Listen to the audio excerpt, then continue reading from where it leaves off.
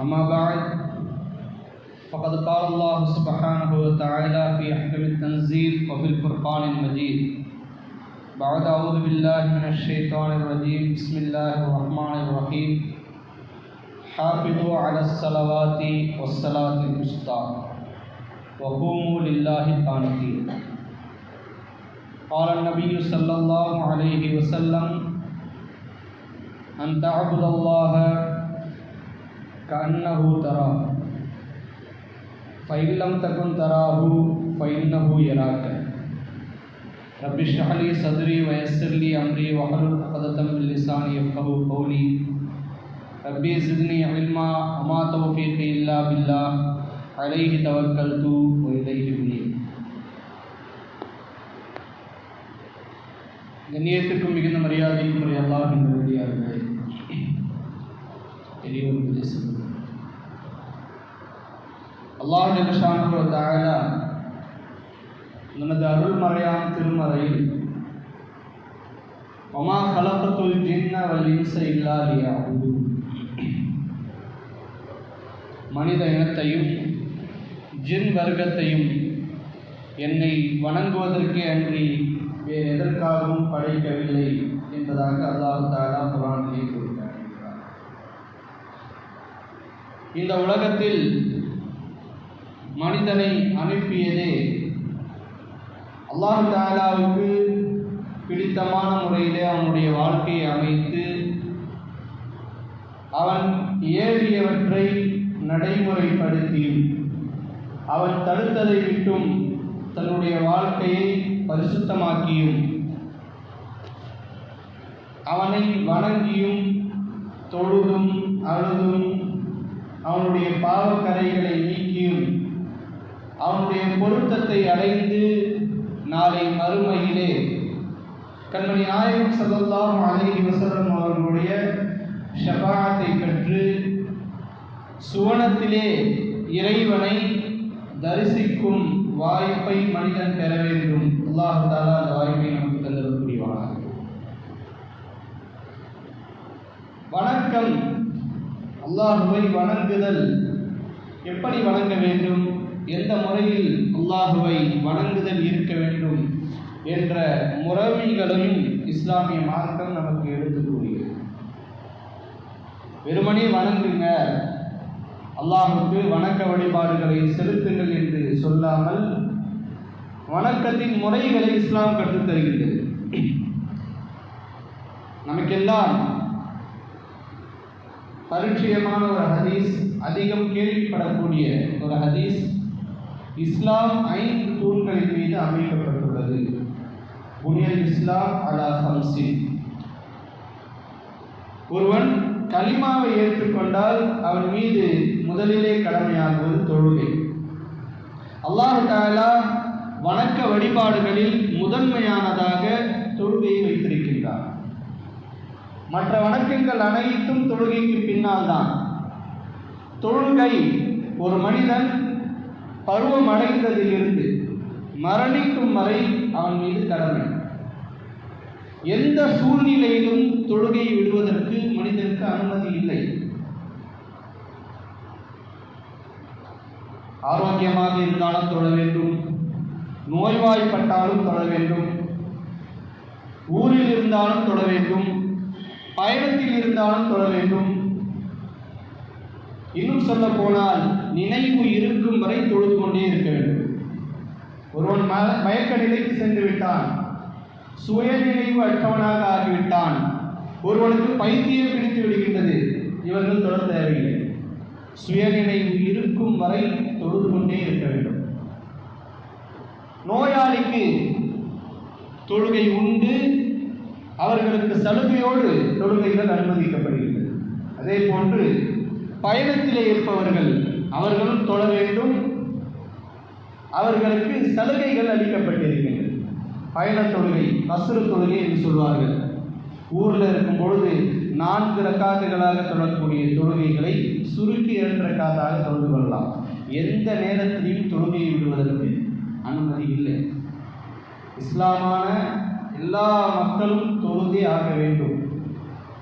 அன்னை நாயகம் ஸல்லல்லாஹு அலைஹி வஸல்லம் அவர்கள் சொன்னார்கள், மறுமையில் முதலிலே விசாரிக்கப்படக்கூடிய ஒரு கேள்வி தொழுகை குறித்து தான்.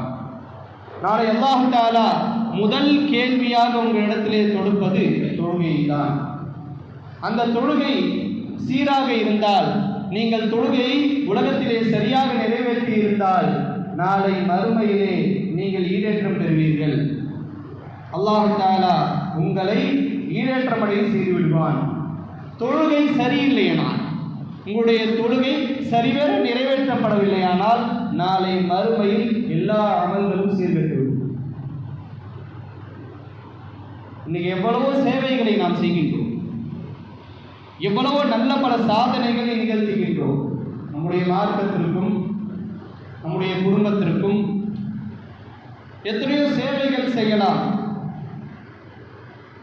அந்த சேவைகளுக்கெல்லாம் அல்லாஹ் தஆலாவின் இடத்திலே ஒரு அங்கீகாரம் வேண்டும் என்றால் நாம் தொழ வேண்டும். சஹாபாக்கள் செய்யாத சேவைகளும் சஹாபாக்கள் செய்யாத சாதனைகளும் இல்லை என்று சொல்லும் அளவுக்கு அவ்வளவு பெரிய சாதனைகள் நிகழ்த்தி இருக்கிறார்கள். ஆனால் எந்த சஹாபியும் வேறு காரணங்களை கூறி ஜிஹாதையோ அல்லது மக்களுக்கு ஆற்றக்கூடிய சேவைகளையோ வேறு வணக்கங்களையோ காரணம் கூறி தொழுகையை விட்டது கிடையாது. வரலாற்றை பார்க்கிறோம். போர்க்களத்திலே சஹாபாக்கள் தொழுதிருக்கின்றார்கள். நாயகம் ஸல்லல்லாஹு அலைஹி வஸல்லம் அவர்கள் போர்க்களத்திலே தொழக்கூடிய முறைகளை கற்றுத் தந்திருக்கின்றார்கள். குர்ஆன்ல இருக்கு போர்க்களத்தை எப்படி தொழணும். நபி ஸல்லல்லாஹு அலைஹி வஸல்லம் அவர்கள் அணிவகுப்பை 3 பகுதிகளாக நிப்பாட்டி வைப்பார்கள். முதல் அணிவகுப்பிலே இருக்கக்கூடிய சஹாபாக்கள் போரிட்டுக் கொண்டு இருக்கும் பொழுது, இரண்டாவது அணிவகுப்பிலே இருக்கக்கூடியவர்கள் தொழுவார்கள். அடுத்து இரண்டாவது அணியிலே இருக்கக்கூடியவர்கள் போரிலே ஈடுபடுவார்கள். இப்பொழுது முதல் அணியிலே இருக்கக்கூடிய சஹாபாக்கள் தொழ ஆரம்பித்து விடுவார்கள். முதல் அணியிலே இருக்கக்கூடியவர்கள் தொழுது கொண்டு இருக்கும் பொழுது சற்று நேரத்தில் மூன்றாவது அணியிலே இருக்கக்கூடியவர்கள் தொழ ஆரம்பித்து விடுவார்கள். ஆக ஒவ்வொரு அணியும் ஒவ்வொரு ரக்காத்தாக தொழுது அந்த 4 ரக்காத்தை பூர்த்தியாக்குவார்கள் என்று குர்ஆனிலே இருக்கு, ஹதீஸிலே இருக்கு.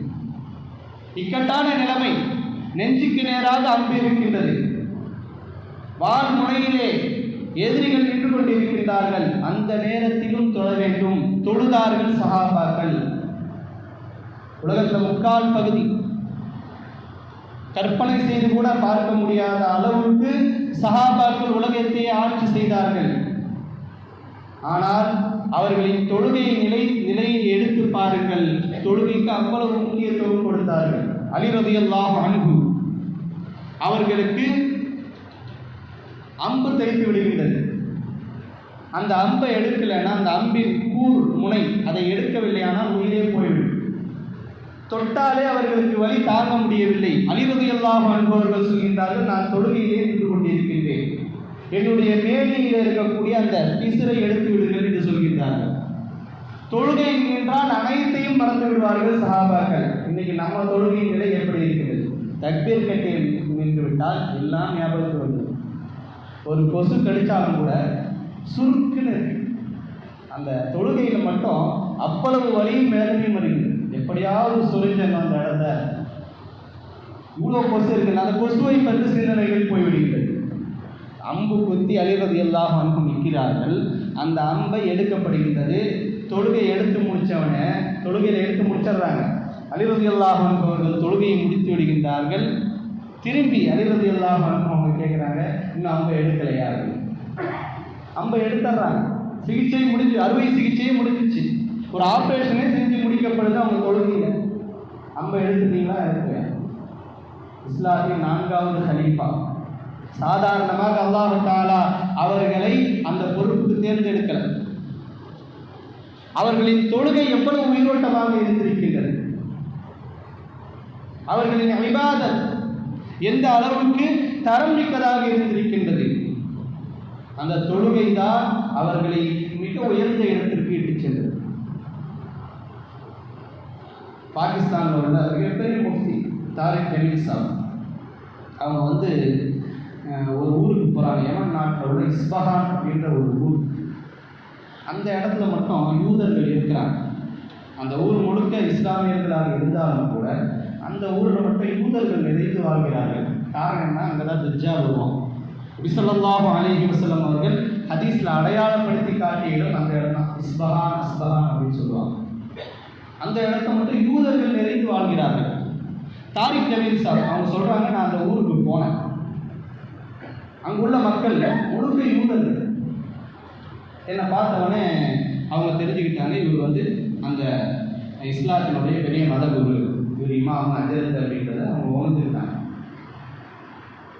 இவர்கள் அவங்க இடத்துல பேச்சு கொடுக்கின்றார்கள். பேச்சு கொடுக்கும் பொழுது அவங்க சொல்கிறாங்க, அவங்க நம்பிக்கை எங்களுக்கு வாக்களிக்கப்பட்ட மசீஹ் இங்கே தான் வருவார். அல்லாஹ் தஆலாவால் இறைவனால் வாக்களிக்கப்பட்ட மசீஹ். நம்ம தஜ்ஜால்ன்றோம், அவங்க மசீஹ்வாங்க, மீட்பர், இறை தூதர் அப்படின்ட்டு அவங்க சொல்கிறாங்க. ஆனால் நபி ஸல்லல்லாஹு அலைஹி வஸல்லம் அவங்க தெளிவாக சொல்கிறாங்க, தஜ்ஜால் அந்த ஊரில் தான், அந்த ஊரில் இருந்து தான் புறப்படுவான். அவனின் வருகைக்காக காத்திருக்கின்றார்கள். தாரிக் ஜமீல் சாப்பிட்டு கேட்குறாங்க, அந்த மக்கள், அங்கே உள்ள மக்கள் கேட்குறாங்க, இஸ்லாமியர்களுடைய நிலை எப்படி இருக்குது, ஜும்மாவில் எவ்வளோ பேர் தொழ வராங்க அப்படின்னு கேட்கும்போது, ஜும்மாவில் வந்து பள்ளி நிரம்பிடும், சில நேரங்களில் சாலைகளில் நின்று தொழுவோம், ஜும்மா இடத்துலன்னா வேற எங்கேயாவது மைதானங்களை நாங்கள் வாடகைக்கு எடுத்து அந்த இடத்துல தொழுவோம். இந்த அளவுக்கு பள்ளிவாசல் வந்து நிரம்பி வழியும் என்று தாரிக் ஜமீல் சார் சொல்கிறாங்க.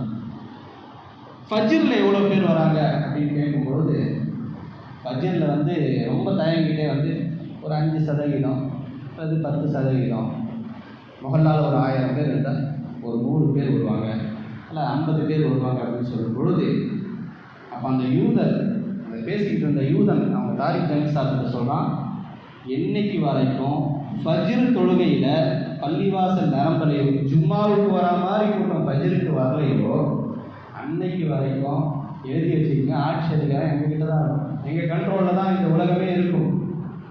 உங்களுடைய ஆட்கள் முஸ்லீம்கள் ஜும்மாவுக்கு கொடுக்கக்கூடிய முக்கியத்துவத்தை ஃபஜ்ருக்கு கொடுப்பார்களே, ஆனால் அல்லாஹ் தஆலா ஆட்சி அவங்ககிட்ட கொடுக்கும்.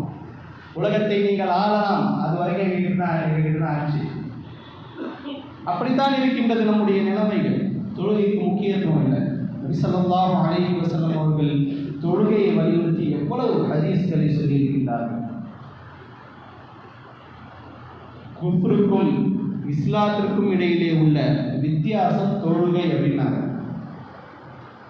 தர்க்கு ஸலாத்தி குஃப்ருன் அப்படின்னு சொல்லியிருக்காங்க. மிக கடுமையான வார்த்தைகள். தொழுகை விடுவது தர்க்கு ஸலாத்தி குஃப்ருன், தொழுகை விடுவது குஃப்ரு, இறை நிராகரிப்பு என்று நாயகம் ஸல்லல்லாஹு அலைஹி வஸல்லம் அவர்கள் அடுத்த திருத்தமாக சொல்லியிருக்கிறார்கள்.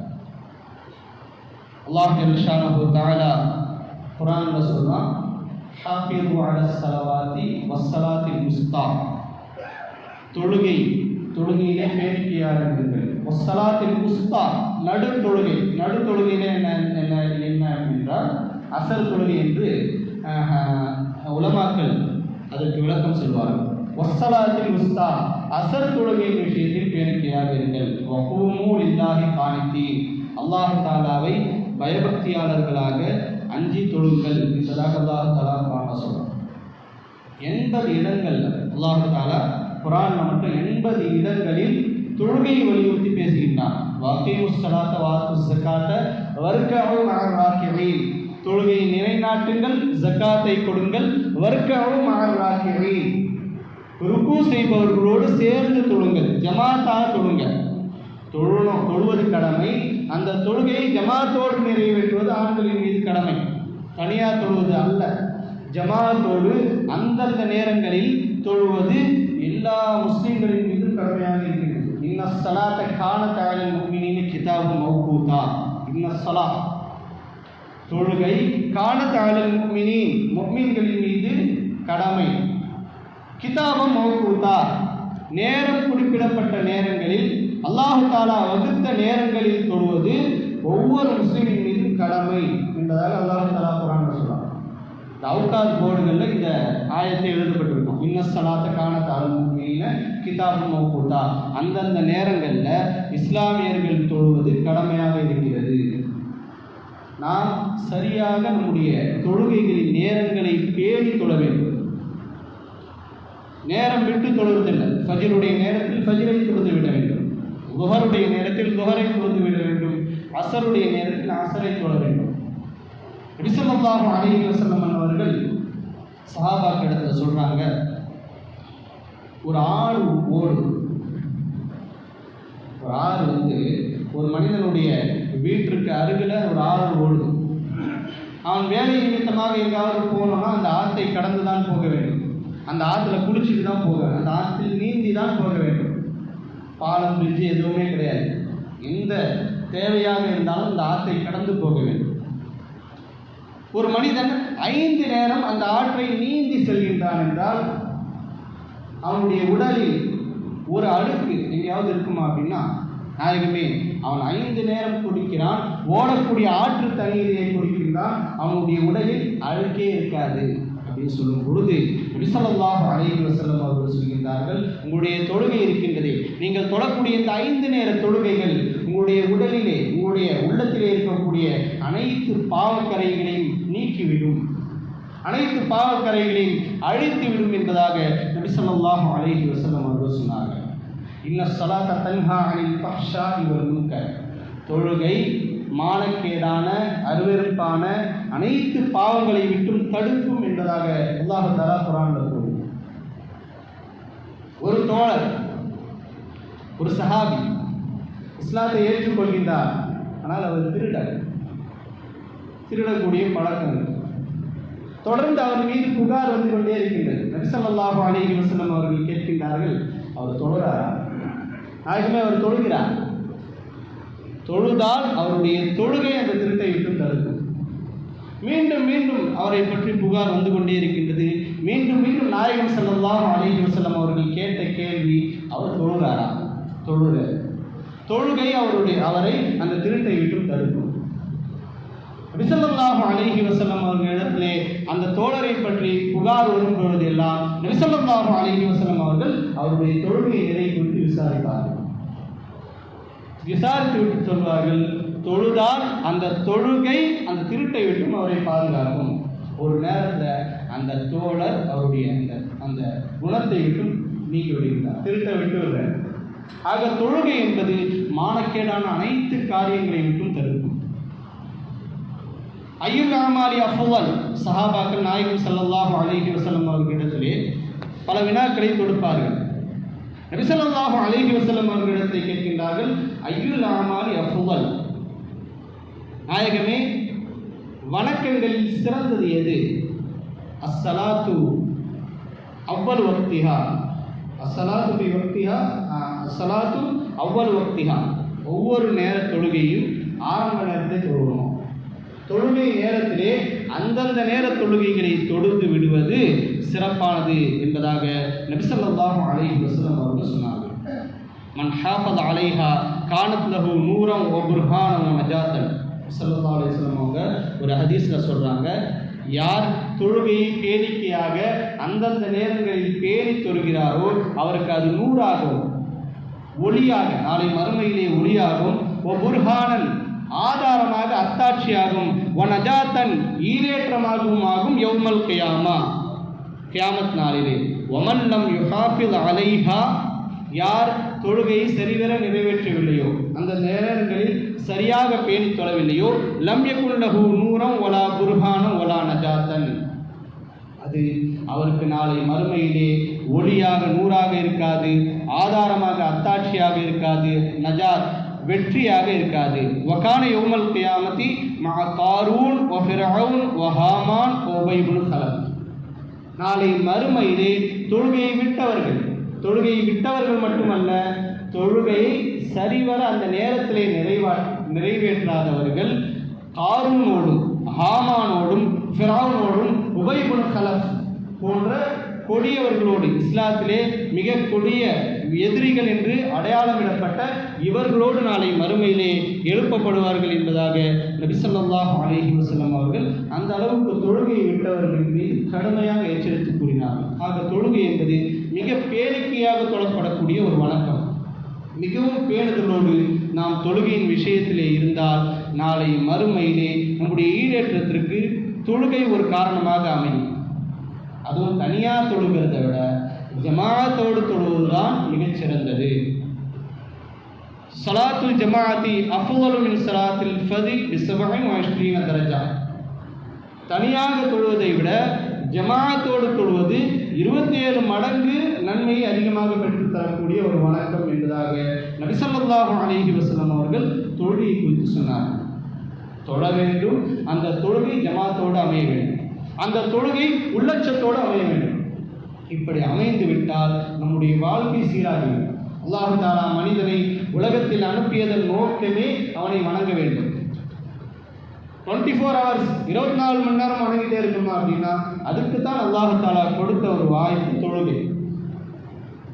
5 நேரம் தொழுது விட்டால், அவன் காலம் முழுக்க 5 நேரம் தொழுது விட்டால் அவன் வாழ்நாள் முழுக்க அல்லாஹுவின் இபாதத்திலே கழித்ததாக அல்லாஹ் தஆலா எழுதி விடுவான். 5 நேரம் தொழுதுவிட்டு நாயகம் ஸல்லல்லாஹு அலைஹி வஸல்லம் அவர்கள் சொன்ன வழிமுறையின்படி நம்முடைய வாழ்க்கையை அமைத்துக் கொண்டால் நம்முடைய வாழ்நாள் முழுக்க வழக்கமாக ஆகும். நபி ஸல்லல்லாஹு அலைஹி வஸல்லம் அவர்கள் சொன்னார்கள், யார் உதவு செஞ்சுட்டு நபி ஸல்லல்லாஹு அலைஹி வஸல்லம் அவர்கள் கற்றுத்தந்த அந்த திக்ருகளை சுப்ஹானல்லாஹ் 33 தடவை, அல்ஹம்துலில்லாஹ் 33 தடவை, அல்லாஹு அக்பர் 34 தடவை, ஆயத்துல் குர்சி இவற்றையெல்லாம் ஓதி, முல்க் சூரா இவற்றையெல்லாம் ஓதி யார் தூங்குகின்றாரோ அல்லாஹ் தஆலா அவருடைய தூக்கத்தை வணக்கமாக மாற்றி விடுகின்றார். சாப்பிடும் பொழுது நபி ஸல்லல்லாஹு அலைஹி வஸல்லம் அவர்கள் சொல்லிக் கொடுத்த முறையின்படி கைகளை கழுவி சாப்பிட்றதுக்கு முன்னாடி பிஸ்மில்லான்னு சொல்லி இந்த உணவின் ஒழுக்கங்களிலே எல்லாம் பேணி நாம் சாப்பிட்டால் நாம் சாப்பிடக்கூடிய உணவும் நன்மையாக மாறும். இதுதான் அல்லாஹ் தஆலா எதிர்பார்க்கக்கூடிய இபாதத். அல்லாஹ் தஆலா சொல்றானே, உங்களை படைச்சதையும் வணங்குறதுக்காக தான். நம்முடைய வணக்கம் எப்படி இருக்க வேண்டும்? நம்முடைய வாழ்க்கை அல்லாஹுக்கும் ரசூலுக்கும் கட்டுப்பட்ட வாழ்க்கையாக மாற வேண்டும். நபி ஸல்லல்லாஹு அலைஹி வஸல்லம் அவர்கள் மிஅராஜிலே சென்றபோது 7 வானங்களை கடந்து சிதறத்துல் முன்தஹா, அதான் எல்லை, சிதறத்துல் முன்தஹா ஒரு யாந்த மரம் சொல்றாங்க. அந்த எல்லைக்கு மேலே ஜிப்ரீல் அலைஹிஸ்ஸலாம் அவர்களுக்கு செல்வதற்கு அனுமதி இல்லை. ஜிப்ரீல் அலைஹிஸ்ஸலாம் அவர்களை அழைக்கிறார்கள். ஜிப்ரீல் அலைஹிஸ்ஸலாம் அவர்கள், இதுக்கு மேலே ஒரு அடி எடுத்து வச்சேன்னா நான் பொசுங்கி நாசமாகி சாம்பல் ஆகிடுவேன், இதுக்கு மேலே வர்றதுக்கு எனக்கு அனுமதி இல்லை. அந்த எல்லையை கடந்து நபி ஸல்லல்லாஹு அலைஹி வஸல்லம் அவர்கள் சென்று அல்லாஹ்வோடு நெருக்கமாக இருந்து பேசுகிறார்கள். பேசும்பொழுது நபி ஸல்லல்லாஹு அலைஹி வஸல்லம் அவர்கள் அந்த நேரத்தில் தன்னுடைய உம்மத்தை நினைத்து பார்த்தார்கள். யா அல்லாஹ், எனக்கு இப்படிப்பட்ட ஒரு வாய்ப்பு கொடுத்துருக்கு, உன்னோடு இவ்வளவு நெருக்கமாக பேசக்கூடிய, உன்னுடைய சம்பாஷணை செய்யக்கூடிய வாய்ப்பை எனக்கு கொடுத்திருக்கின்றார். என்னுடைய உம்மத்திற்கும் இது போன்ற ஒரு வாய்ப்பு வேண்டும் என்று கேட்டபொழுது அல்லாஹ் தஆலா 50 நேர தொழுகையை கொடுக்கிறான். இந்த சம்பவம் எல்லாம் உங்களுக்கு தெரியும். 50 நேர தொழுகை கடமையாக்கி வருகின்றான். மூசா அலைஹிஸ்ஸலாம் அவர்கள் தடுத்து அந்த தொழுகையை 5 நேர தொழுகையாக மாற்றுகின்றார். அந்த 5 நேர தொழுகையை பெற்று வருகின்றார். தொழுகையில் நாம் நின்றால் நாயகம் ஸல்லல்லாஹு அலைஹி வஸல்லம் அவர்கள் மிஅராஜிலே சிதறத்துல் முன்தஹாவை கடந்து அல்லாஹ்வோடு நெருக்கமாக இருந்த அந்த நிலை நாம் சஜிதா செய்யக்கூடிய அந்த நிலையிலே கிடைக்கும். அதனால தான் சஜிதாவை சரிவர நிறைவேற்ற வேண்டும். நாயகம் ஸல்லல்லாஹு அலைஹி வஸல்லம் அவர்கள் சொன்னார்கள், உமிர்து அன் அஸ்ஜுத அலா சபஅத்தி அர்தி, 7 எலும்புகள் தரையில் படுவதற்கு நான் படிக்கப்பட்டுள்ளேன். 7 எலும்புனா முகத்தினுடைய எலும்பு, முகம் சேர்ந்து, அதாவது நெற்றி மூக்கு ரெண்டும் சேர்ந்து ஒரு எலும்பு, 2 கைகள், 2 கால் முட்டு, 2 பாதங்கள். இந்த 7 பகுதியும் நம்முடைய சஜிதாவில் பட வேண்டும். சில பேர் சஜிதா செய்யும்போது மூக்கு படுறதில்லை, கை விரல்களை சரியாக அழுத்துவதில்லை, ஒரு முட்டையை தூக்கிட்டு ஒரு முட்டையை சஜிதாவில் வைக்கிறது. சில பேர் சஜிதாவில் போகும்பொழுது 2 கால்களை தூக்கி விடுகிறார்கள். இதுவெல்லாம் சஜிதா முறைக்கு மாற்றம். இந்த 7 உறுப்புகளும், அதாவது முகத்தில் 2 அதாவது மொத்த உறுப்புகள் 8. ஆனால் நபி ஸல்லல்லாஹு அலைஹி வஸல்லம் அவர்கள் சொல்கிறார்கள் 7 எலும்புகள் முகத்தினுடைய அந்த நெற்றி மூக்கு 2 கைகள், 2 மூட்டு, 2 கால்கள், இந்த 8 பகுதியும் நம்முடைய சஜிதாவிலே பட்டு நம்முடைய தொழுகை சரிவர நிறைவேற்ற வேண்டும். இந்த நேரத்தில் நாம் அல்லாஹ் தஆலாவோடு நெருக்கமாக ஆகிவிடுகின்றோம். நாயகம் ஸல்லல்லாஹு அலைஹி வஸல்லம் அவர்கள் சித்ரத்துல் முன்தஹாவை கடந்து அல்லாஹ் தஆலாவை சந்தித்த போது எந்த அளவுக்கு நெருக்கத்தை பெற்றார்களோ அந்த அளவுக்கு நெருக்கத்தை இந்த சஜிதாவில் நாம் சந்திக்கிறோம். யார் அல்லாஹ் தஆலாவிற்கு சஜிதா செய்து விட்டானோ உலகத்தில் எவருக்கும் தலை வணங்க மாட்டான். தலை வணங்க கூடாது என்பதுதான் இஸ்லாத்தின் கட்டளை. யாருக்கும் முடியக்கூடாது. சக மனிதனை வணங்குவதை இஸ்லாம் தடுத்திருக்கின்றது. ஒருவன் அல்லாஹ் தஆலாவை குனிந்து வணங்கிவிட்டால் மற்ற யாருக்கும் தலை வணங்க மாட்டான். இல்லைன்னா போனவனுக்குலாம் சலாம் வைக்கணும், போறவனுக்கெல்லாம் குனிவான். அப்படி குனிவதை இஸ்லாம் தடுக்கின்றது. அல்லாஹ் தஆலாவிற்கு மட்டும்தான் குனிய வேண்டும். அல்லாஹ் தஆலாவிற்கு மட்டும்தான் சஜிதா செய்ய வேண்டும். சஜிதா என்பது உயர்ந்த வணக்கம். அந்த வணக்கத்திலே அல்லாஹ்வோடு அடியான் ஒன்று விடுகின்றான். அந்த பாக்கியம் நம்முடைய தொழுகையிலே கிடைக்கின்றது. நபி ஸல்லல்லாஹு அலைஹி வஸல்லம் அதனால்தான் தொழுகையின் விஷயத்தில் மிகவும் பேணிக்கையாக இருக்கும்படி சஹாபாக்களை ஏவிக்கொண்டே இருக்கிறார்கள். தொழ வேண்டும், தொழுகை இமாம் ஜமாத்தோடு இருக்க வேண்டும், அந்த தொழுகை இறையச்சம் மிக்கதாக இருக்க வேண்டும். அல்லாஹுவை பயந்து அல்லாஹுவின் நினைவோடு நாம் தொழும் பொழுது நம்முடைய தொழுகை ஒரு உயிரோட்டம் உள்ள தொழுகையாக ஆகும். அல்லாஹ் தஆலா நம்முடைய தொழுகையை நல்ல தொழுகையாக ஆக்கியது புரிவானாக. ஆகிரு தாவானான அல்ஹம்துலில்லாஹி ரப்பில் ஆலமீன்.